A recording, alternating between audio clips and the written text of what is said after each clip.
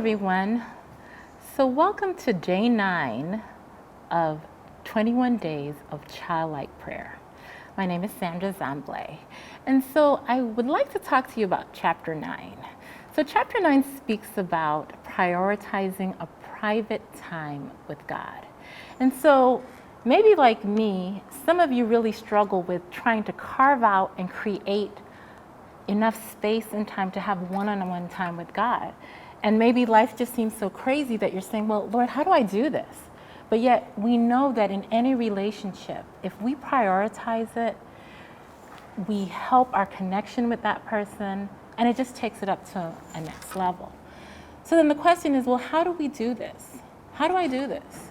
And so the author gives us some steps. And because I'm a teacher, I like steps and points. And so he says, identify your time, identify your space or your place. He says to plan your time and also to prepare for resistance. So many of you might have already a place and a time in mind. And for those of you who are like that, God bless you. So because I'm a teacher, I like visuals. So maybe you have a place in your home where you've set up things to create that ambiance. You have your beverage of choice. You have your Bible, right? You have your journal. You have your pen. You have your book, 21 Days of Childlike Prayer. You got candles. And maybe some of you need a visual. And you're like, this is going to be my hole in one day today, Lord, my connection time with you. But what happens if you wake up late or you just don't have that space and time? What do we do then? So I believe that desperation creates inspiration. And what I mean by that is that there are times where we just can't have that time, or things happen, life happens. You wake up late, a text message, as the author mentions, or a child is sick, and we just can't have that routine. So I remember a time when I moved from Brooklyn, New York to the country of Illinois as a teacher at a high school where I was the 10th teacher. And in addition to feeling homesick, I thought, Lord, these are some beautiful students who come from some very challenging backgrounds. How am I going to help them to feel seen and acknowledged? How am I going to instruct them? How am I going to be effective as a teacher?